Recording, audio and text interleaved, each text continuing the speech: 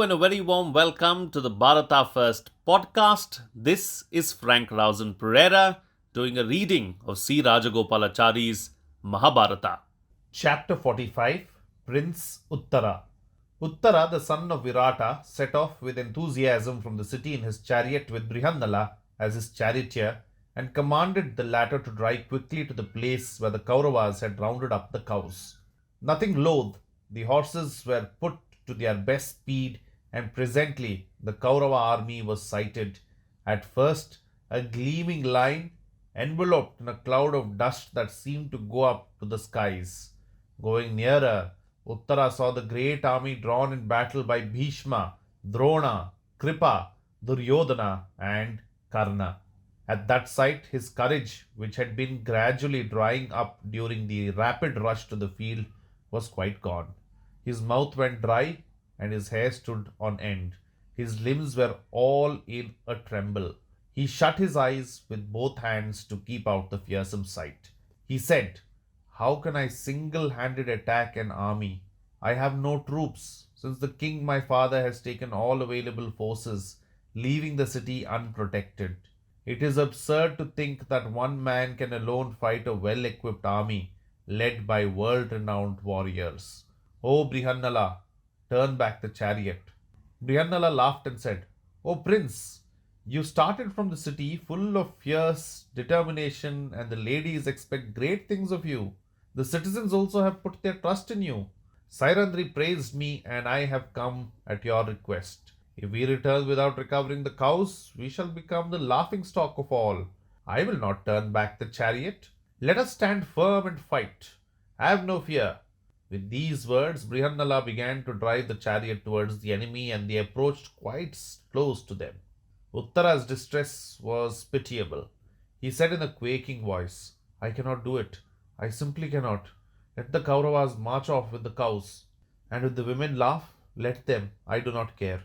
What sense is there in fighting people who are immeasurably stronger than me? Do not be a fool. Turn back the chariot. Otherwise, I shall jump out and walk back." With these words, Uttara cast off his bows and arrows, got down from the chariot, and began to fly towards the city, mad with panic. This should not be taken as something that has never happened in life, nor is Uttara's panic during his first battle by any means singular.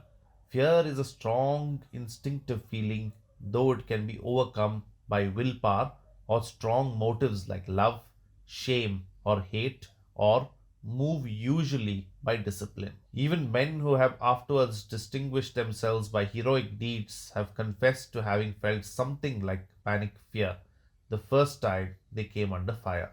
Uttara was by no means an exceptional coward, for he fought and fell gallantly at Kurukshetra. Arjuna pursued the running prince, shouting to him to stop and behave like a Kshatriya. The braided hair of the charioteer began to dance, and his clothes began to wave as he ran in pursuit of Uttara. The prince fled hither and thither, trying to dodge the hands that would stop him. Those of the Kaurava army who could see this spectacle found it amusing. Drona was puzzled at the sight of Brihannala, who, albeit dressed fantastically, seemed a man rigged out as a woman, and to remind him curiously of Arjuna. When he remarked about this, Karna said, "How can this be Arjuna? What does it matter even if he is? What can Arjuna alone do against us in the absence of the other Pandavas? The king has left his son alone in the city and gone with his whole army to fight against Susharma. The young prince has brought the attendant of the ladies of the palace as his charioteer. That is all." Poor Uttara was imploring Brihannala to let him go, promising untold wealth if he did so. He appealed to his pity. "I am the only son of my mother. I am a child grown up on my mother's lap. I am full of fear." But Brihannala wanted to save him from himself and would not let him go. He pursued him, seized him, and dragged him to the chariot by force. Uttara began to sob and said, "What a fool I was to brag! Alas, what will happen to me?" Arjuna said kindly, soothing the prince's fear, "Be not afraid. I shall fight with the Kauravas. Help me by looking after the horses and driving the chariot, and I shall do the rest. Believe me, no good ever came of flight. We will rout the enemy and recover your cows. You will have all the glory." With these words, Arjuna lifted the prince onto the chariot and, putting the reins in his hands, asked him to drive towards a tree near the burial ground. Drona, who was watching all this intently, knew that the fantastically dressed charioteer was Arjuna and shared his knowledge with Bhishma. Duryodhana turned to Karna and said, "Why should we worry who he is? Even if he is Arjuna, he will be only playing into our hands, for his being discovered will send the Pandavas to the forest for another 12 years. As soon as they came near the tree, Brihannala bade the prince get down, climb the tree, and take down the arms hidden there. The prince said in alarm and grief, "People say that what hangs on this tree is the corpse of an old huntress. How can I touch a dead body? How can you ask me to do such a thing?" Arjuna said, "It is not a corpse, prince. I know that it contains the weapons of the Pandavas. Climb up the tree bravely and bring them down. Do not delay." Seeing that resistance was of no avail, Uttara climbed up the tree as Brihannala had asked him to, and took, in great disgust, the bag tied up there and came down. When the leather bag was opened, he saw weapons as bright as the sun. Uttara stood amazed at the sight of the gleaming weapons and covered his eyes. He mustered courage and touched them. The touch seemed to send a stream of hope and high courage into him. He asked with ardor, "O charioteer, what a wonder! You say that these bows, arrows, and swords belong to the Pandavas. They have been deprived of their kingdom and they have retired to the forest. Do you know them? Where are they?" Then Arjuna told him briefly how they were all in Virata's court. He said, "Kanka, who serves the king, is Yudhishthira. Vallala, the cook who prepares such nice dishes for your father, is none other than Bhima. Sairandri, for insulting whom Kichaka was killed, is Draupadi. Dharmagranti, who looks after the horses, and Tantripala, the keeper of the cows, are Nakula and Sahadeva, respectively. I am Arjuna. Be not afraid, O prince. You will soon see me defeat the Kauravas, even in the sight of Bhishma, Drona, and Ashwathama, and recover the cows. You will also gain renown, and it will be a lesson to you." Then Uttara folded his hands and said, "O Arjuna, how fortunate I am to see you with my own eyes."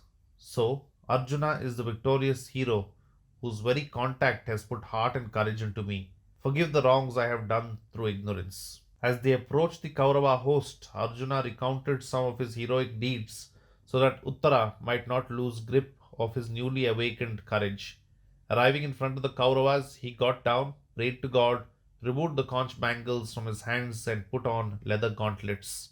He then tied a cloth on his flowing hair, stood facing the east, meditated on his armor, got into the chariot, and gloried in the familiar feel of his famous Gandiva bow. He stringed it and thrice twanged the string, whose shrill note raised an echo from all sides. Hearing the sound, the heroes of the Kaurava army said to one another, "This surely is Gandiva's voice." When Arjuna stood on the chariot in all his godlike stature and blew his conch, Devadatta, the Kaurava army, was alarmed, and a frenzied shout arose that the Pandavas had come. The story of Uttara, who spoke boastfully in the ladies' boudoirs and fled in panic at the sight of the hostile army, has not been introduced in the Mahabharata merely as a comic interlude. It is in ordinary human nature to look with contempt on lower levels of conduct in ability. The rich scorn the poor, the beautiful, the plain, the strong, the weak. Brave men despise cowards, but Arjuna was no ordinary man, but a great soul and a true hero who felt that his duty as a strong, brave man was to help others to rise above their weakness. Knowing that nature had endowed him with courage and bravery at birth, and that he owed them to no special exertions on his part, he had the true humility of the really great and did what he could to put courage into Uttara and make him worthy of his lineage. This was Arjuna's characteristic. He never abused his strength and power. One of his many names, Bibatsu, which means one who shrank from doing an unworthy act, and he lived up to it. That's it in this chapter. This is Frank Rausan Pereira signing off. Do like and subscribe to the podcast, and also do the same on YouTube along with hitting the bell icon. Please follow Bharata First on Twitter and Instagram as well.